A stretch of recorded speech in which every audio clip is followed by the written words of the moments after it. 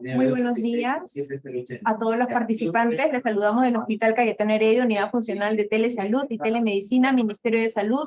Continuando con nuestras telecapacitaciones, el día de hoy presentaremos el tema de virus sincitial respiratorio a cargo de la doctora Sandra Meléndez Hoyos, especialista en pediatría, en cuidados intensivos de pediatría. Les informamos a los participantes que pueden hacer llegar sus preguntas, dudas y comentarios a través del chat para ser respondidas al final de esta ponencia. También pueden visitar nuestro canal de YouTube de Telesalud y TeleIEC del Hospital Cayetano Heredia, donde podrán encontrar esta y otras telecapacitaciones. Doctora, es un honor tenerla con nosotros el día de hoy. Adelante, por favor, le escuchamos. Hola, ¿qué tal? Buenas tardes con todos. Gracias por la presentación. Soy la doctora Sandra Meléndez, soy intensivista pediatra aquí en el Hospital Cayetano Heredia. Y bueno, el día de hoy he preparado este tema del virus sincitial respiratorio, ¿no? Es una patología diversa, con una amplia gama de presentación.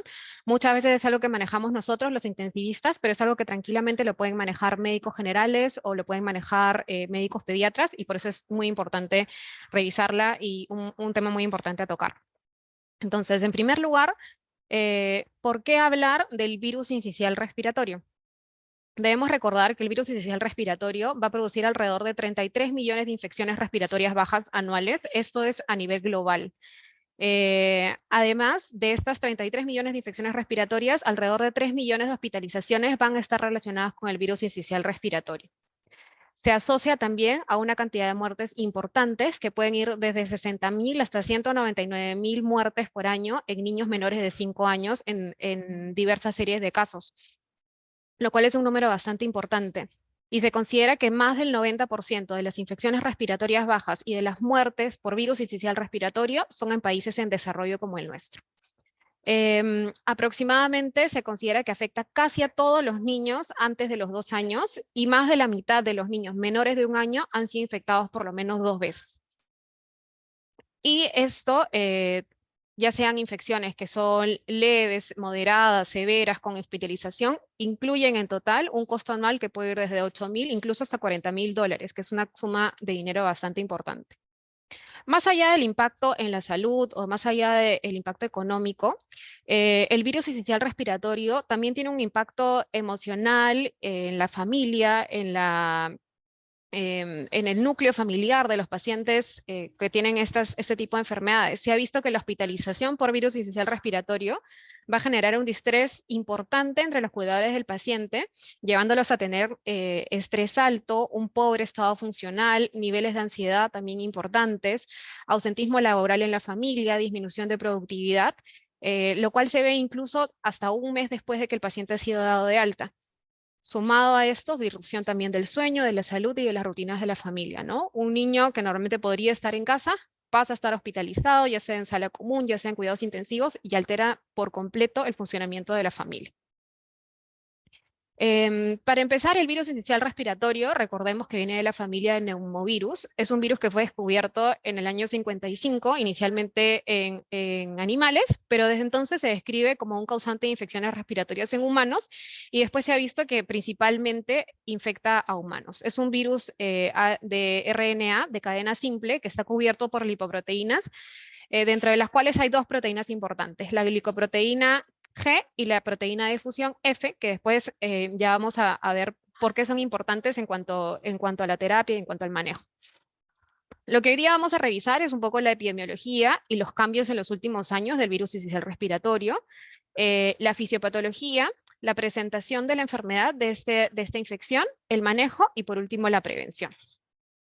En cuanto a la epidemiología, ya habíamos mencionado que este virus va a infectar a casi todos los niños menores de 2 años y que la mayoría de niños de menor de 1 año han sido infectados por lo menos 2 veces en su vida, ¿no? Muchas veces puede pasar desapercibido, ya después vamos a ver la presentación clínica, pero es una infección bastante frecuente.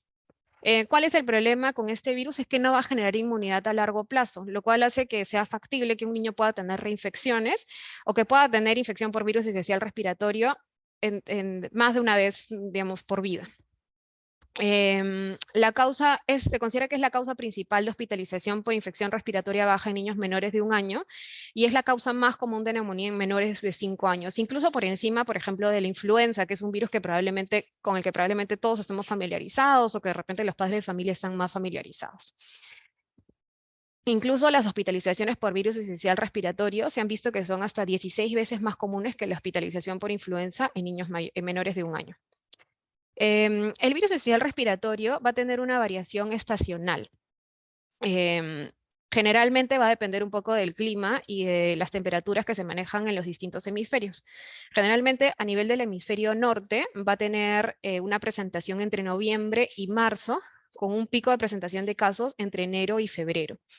A diferencia del hemisferio sur, en el que el pico de presentación, o mejor dicho, la etapa de presentación va a ser entre junio y septiembre, con un pico alrededor de julio. Y en zonas tropicales en las que no hay, digamos, una marcada diferencia entre la temperatura de las estaciones normales, normalmente circula todo el año, pero se ve que hay picos en épocas de lluvia.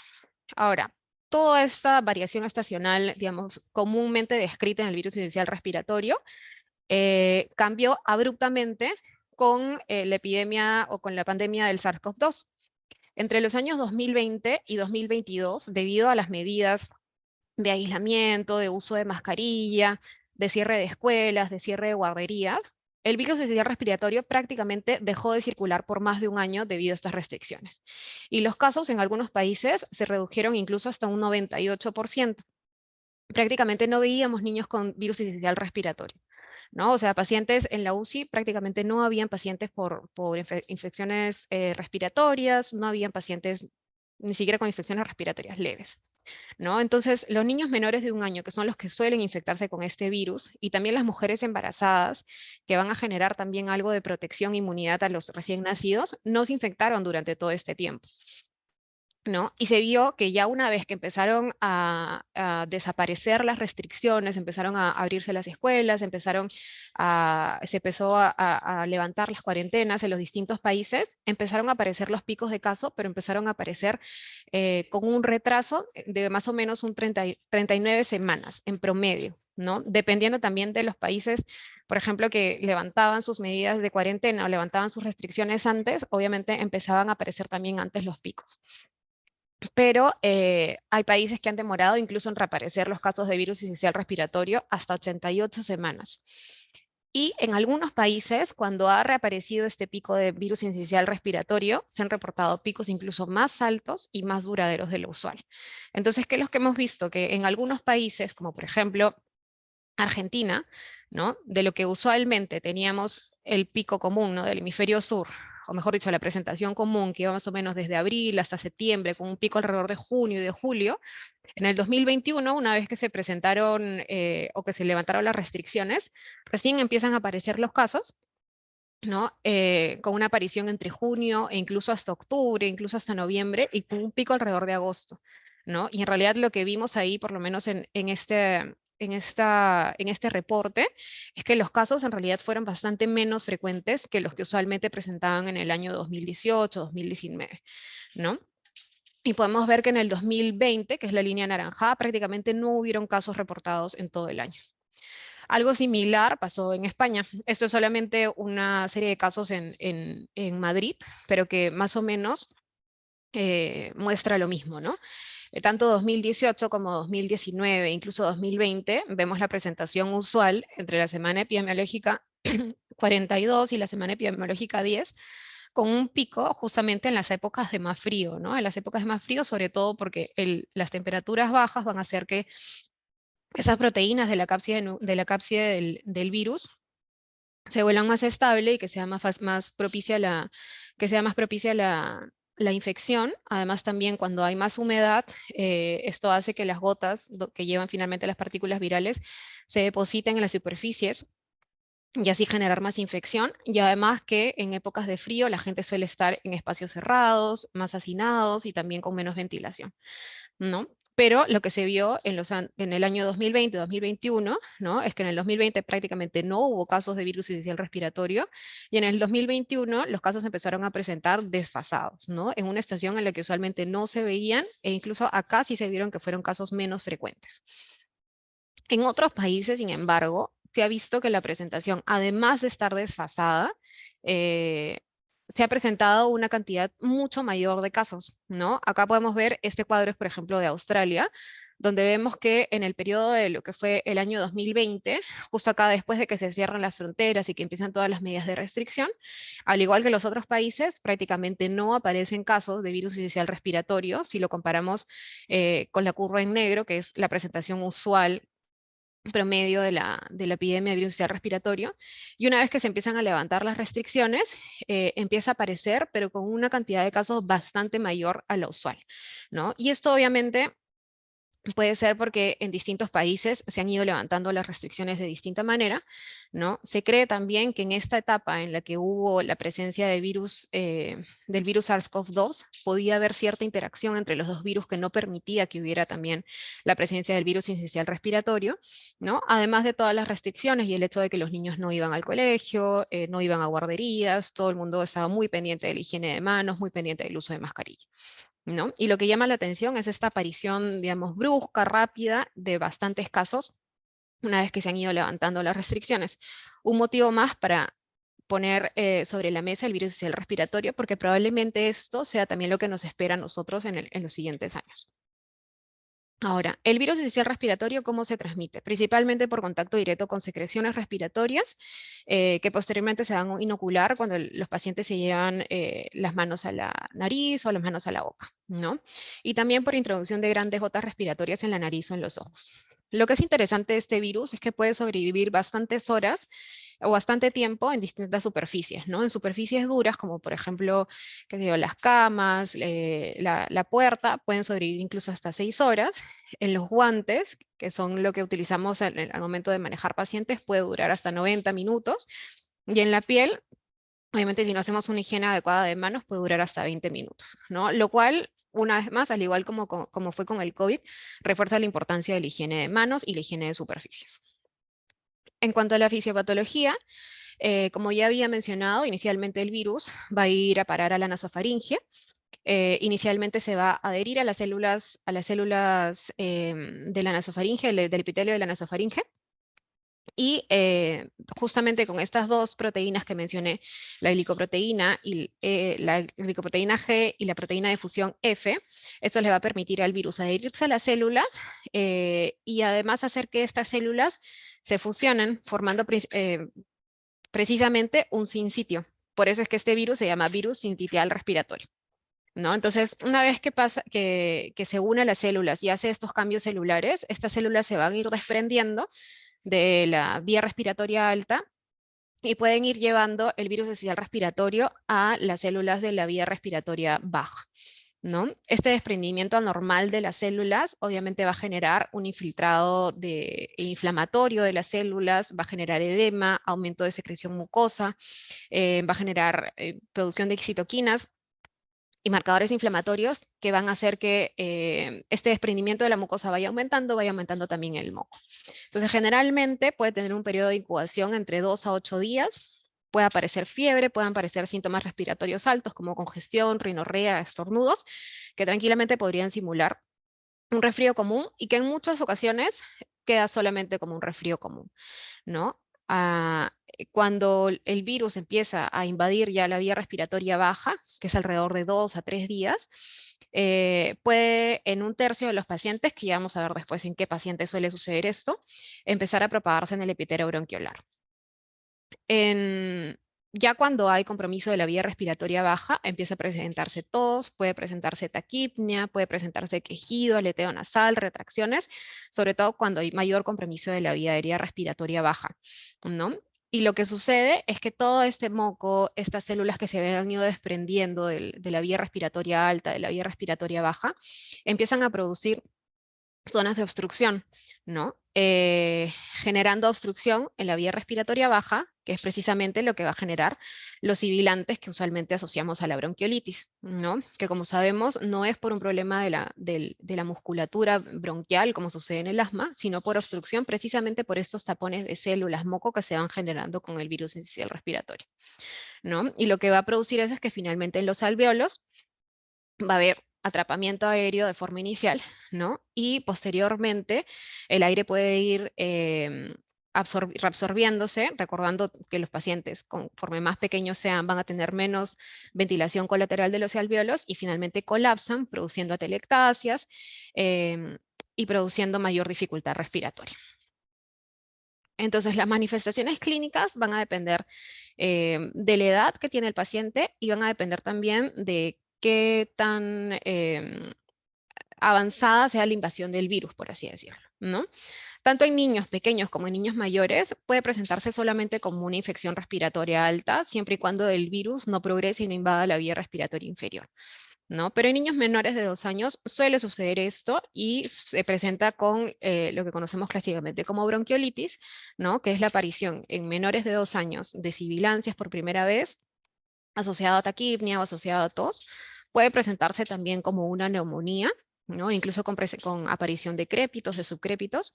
Y en casos más severos puede aparecer taquipnia, uso de músculos accesorios, puede incluso progresar a hipoxia, letargia, insuficiencia respiratoria. Y algo particular en niños menores de 2 años, específicamente en los menores de 3 meses, es que también pueden presentarse con apneas, lo cual no está del todo esclarecido cómo es que el virus sincicial respiratorio llega a producirlas. Pero muchas veces, más que la dificultad respiratoria, lo que los lleva a la insuficiencia respiratoria son las apneas. Perdón. En niños mayores puede presentarse también como una infección respiratoria alta, es decir, con rinorrea, congestión nasal, estornudos, coriza, fiebre, incluso a veces mialgia, simulando bastante una infección por influenza. Y también está descrito que pueden presentarse con sibilantes episódicos, sobre todo niños que ya han tenido una infección respiratoria, una infección por virus inicial respiratorio durante el primer año de vida, y también como una exacerbación de asma en aquellos pacientes que son atópicos, en aquellos pacientes que tienen ya el diagnóstico de asma, ¿no? Entonces, como podemos ver, los niños menores de 2 años, o mientras más pequeños sean, van a tener más riesgo de tener presentaciones más graves. ¿Qué otros factores de riesgo conocidos existen? ¿No? En cuanto a los factores de riesgo del paciente propiamente dicho, está, por ejemplo, la prematuridad, la enfermedad pulmonar crónica del recién nacido, antes conocida como displasia broncopulmonar, las cardiopatías congénitas, anomalías cromosómicas como la trisomía 21, inmunodeficiencias, ya sea adquiridas o sea congénitas, fibrosis quística, anormalidades congénitas de la vía aérea y enfermedades neuromusculares que no les permitan un adecuado manejo de las secreciones. Ahora, se conocen también algunos otros factores de riesgo que son socioeconómicos, como por ejemplo la presencia de hermanos, porque obviamente los hermanos suelen ir al colegio, a la guardería. Probablemente ellos tengan infecciones respiratorias que pasan como infecciones respiratorias altas, pero pueden infectar a los más pequeños y producir cuadros más severos, ¿no? Exposición a tabaco, ¿no? O cuando son hijos de una madre fumadora, suelen tener también infecciones más severas. Ausencia de lactancia materna, se ha visto que también puede ser un factor de riesgo. Y hacinamiento, especialmente cuando son, por ejemplo, em, casas o ambientes donde hay más de 7 personas. Em, Entonces, en los pacientes que tienen factores de riesgo, ya sea prematuros o con alguna comorbilidad, tenemos que estar particularmente atentos, así es que empiezan a presentar síntomas de infecciones respiratorias bajas o infección respiratoria severa o incluso insuficiencia respiratoria, ¿no? Si tenemos un paciente que llega por emergencia o llega por consultorio con un cuadro respiratorio alto, ¿no? O de repente un cuadro respiratorio que ha empezado con síntomas respiratorios altos y ya posteriormente la madre refiere que tiene tos, al examen físico encontramos sibilantes, ¿cuándo es que debemos hospitalizarlo? ¿No? Primero, si es que el paciente presenta apneas. Eso sí es una indicación absoluta de hospitalización, ya sea observada o si es que la madre, el cuidador lo reporta, ¿no? Si es que tiene saturación por debajo del 92% persistente, lo cual implicaría que el paciente va a requerir soporte oxigenatorio, ¿no? Si tiene una ingesta de fluidos inadecuada, que implica el 50-75% del volumen usual, ¿no? Y de repente en pacientes que reciben, qué sé yo, lactancia materna artificial, ¿no? Y que la mamá puede cuantificar cuántos biberones recibe o cuánta fórmula está recibiendo en comparación al usual, podría ser un poco más fácil, pero en pacientes con que reciben lactancia materna, ¿cómo cuantificar si es 50-75%? con datos como, por ejemplo, si es que la mamá refiere que se cansa al lactar, o si es que tiene dificultad, o si tiene lactancia entrecortada, o si es que, por ejemplo, la madre empieza a observar menos frecuencia de cambio de pañales, orina más concentrada, o pañales, digamos, menos pesados del usual, ¿no? Implicaría de que el niño está ingiriendo menos líquido del usual.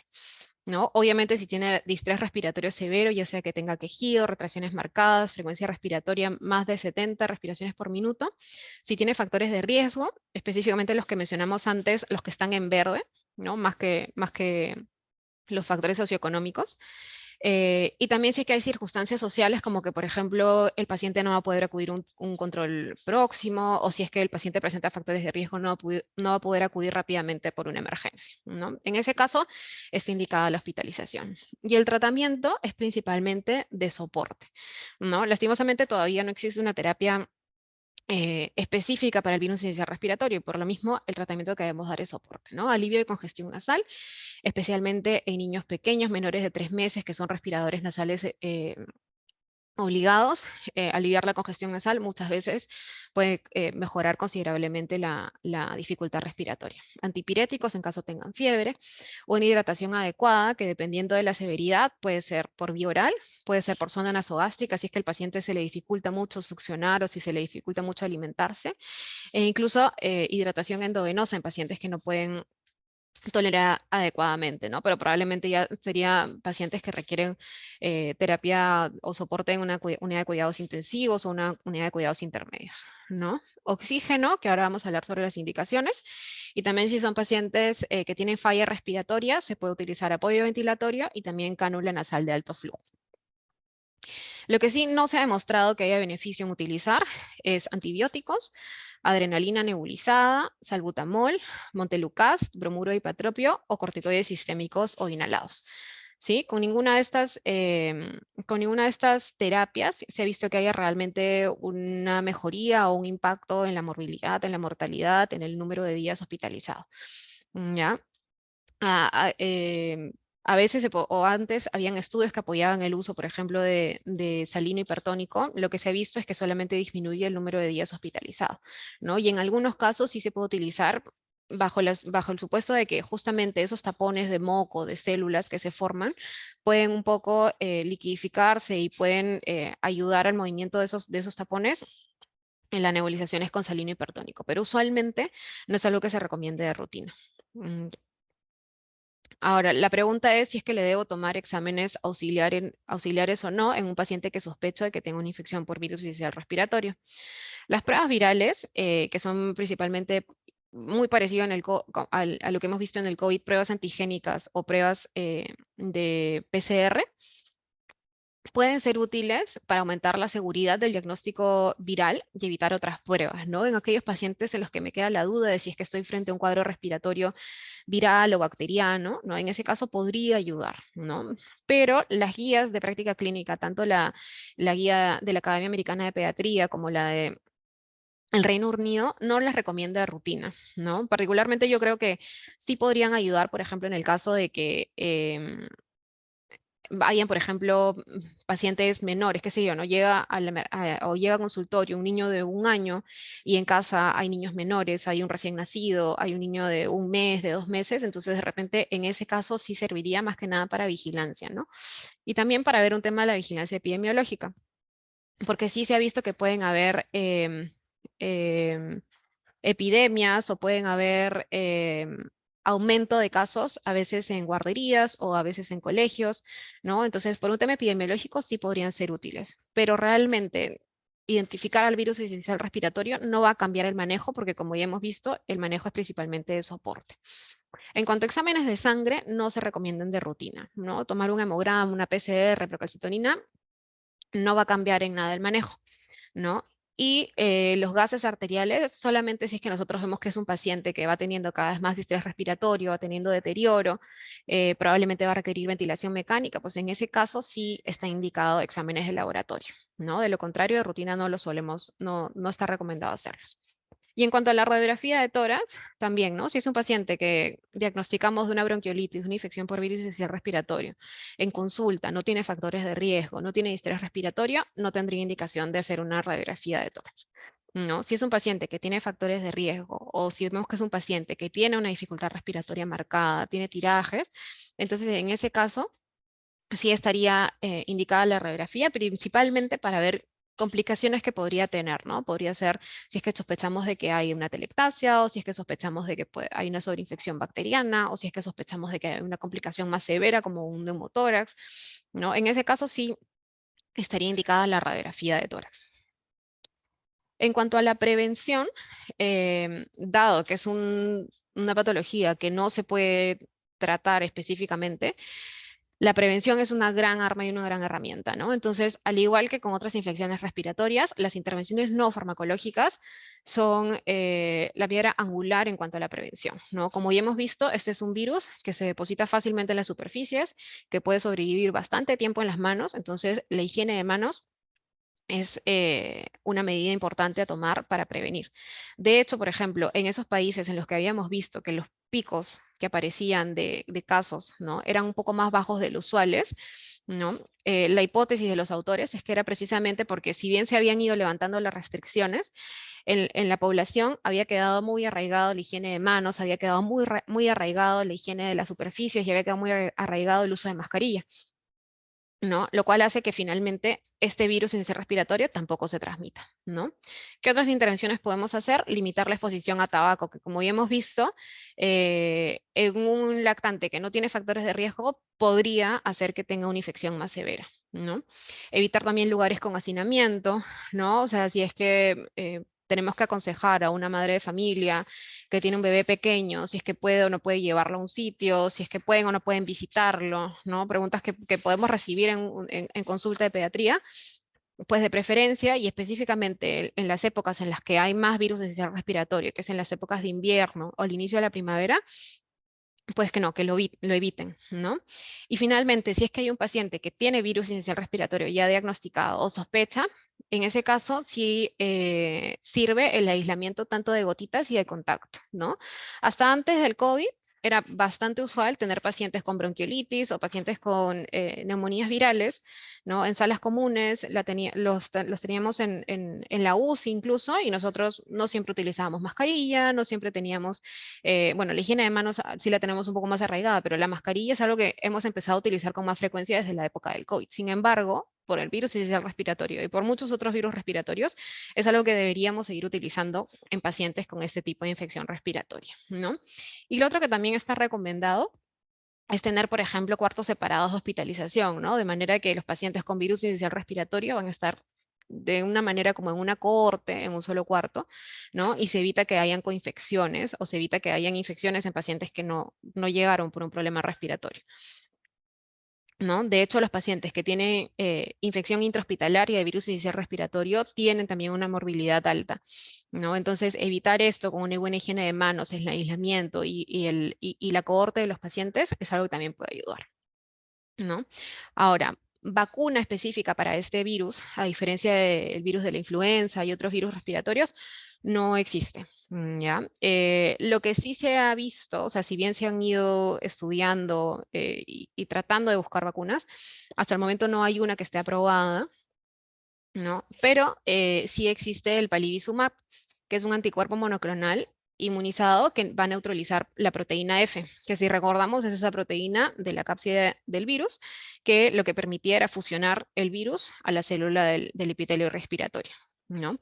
Em, este anticuerpo monoclonal está principalmente indicado para prevenir las infecciones respiratorias bajas severas en pacientes con alto riesgo, ¿no? Y la administración implica que hayan 5 dosis y que sean dosis mensuales, ¿no?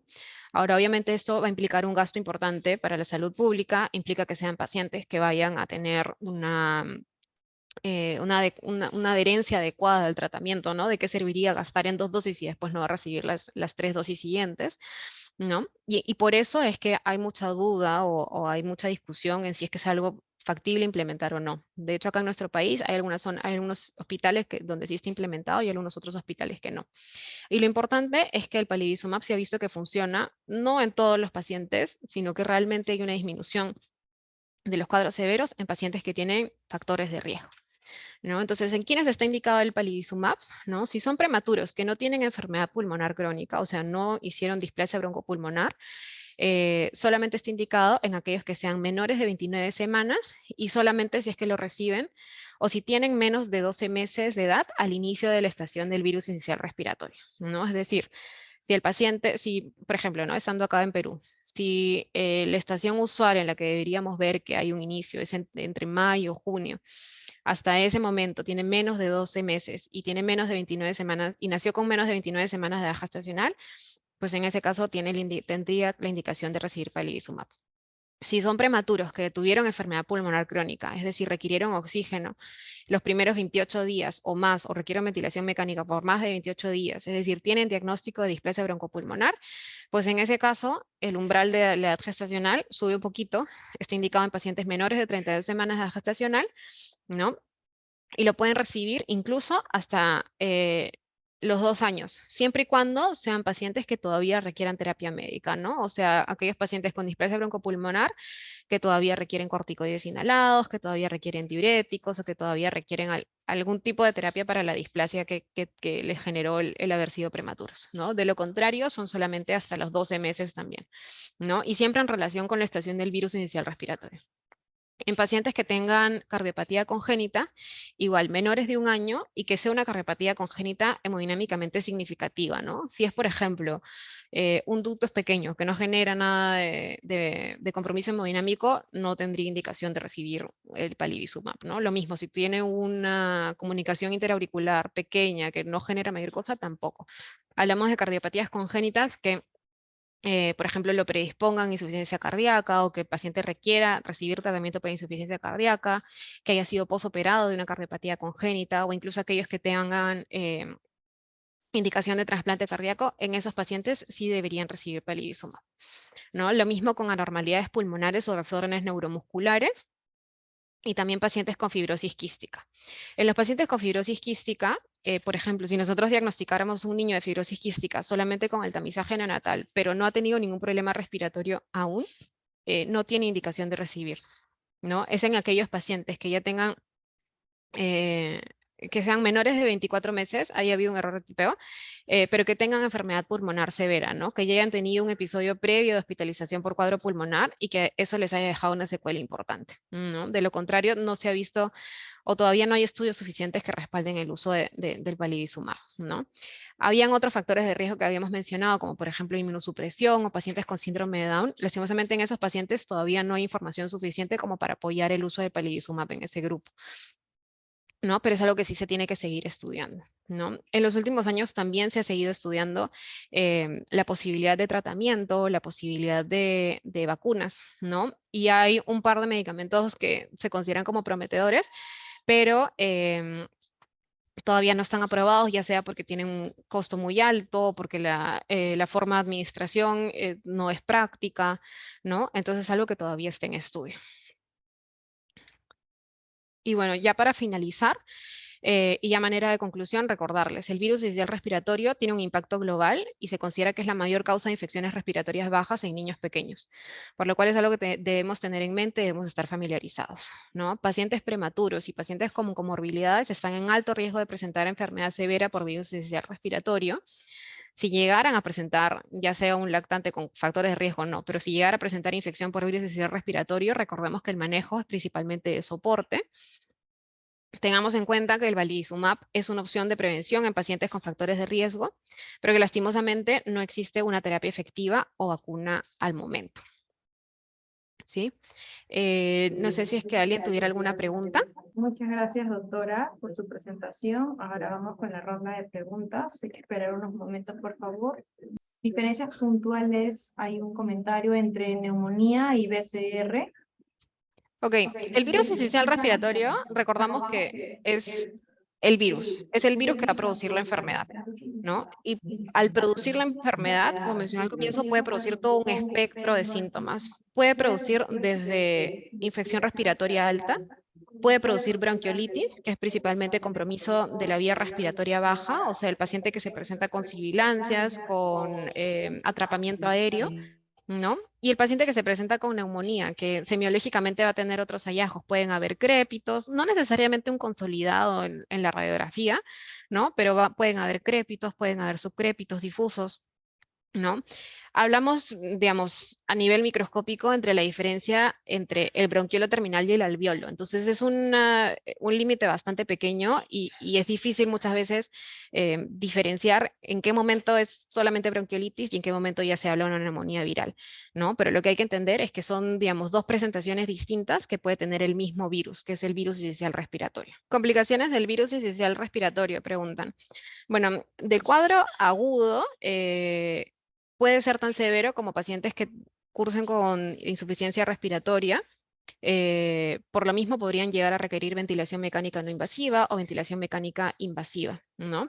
Y eso conllevará todas las otras complicaciones que la ventilación mecánica tiene, ¿no? Como por ejemplo el que haya barotrauma o que haya volutrauma, ¿no? Por ejemplo, pacientes que pueden presentar neumotórax a consecuencia de la ventilación mecánica, ¿no? Otra cosa que suelen presentar estos pacientes es también atelectasias, como ya había mencionado, por estos tapones de moco y de células que se suelen depositar en el bronquiolo, ¿no? Entonces pueden presentar atelectasias que a veces mejoran, digamos, con el transcurso de los días, pero a veces pueden requerir más tratamiento como fisioterapia respiratoria y otras cosas, ¿no?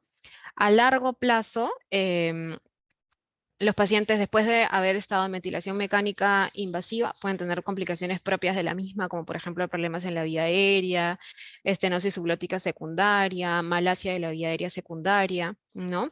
Y ya a más largo plazo también está descrito que los pacientes que han tenido una infección respiratoria por virus sincicial respiratoria en el primer año de vida pueden tener sibilancias recurrentes, es decir, presentar episodios de sibilancias por más que no se tratan de pacientes asmáticos, no hay historia de asma en la familia, no hay historia de atopía, pero pueden presentar sibilantes recurrentes. E incluso hay cierta asociación al desarrollo de asma a futuro. ¿Ya? No está del todo, digamos, establecida esa relación, pero sí con las sibilancias recurrentes. Nuestro profundo agradecimiento, doctora, por su presentación. Estamos seguros de contar con su apoyo en las próximas videoconferencias.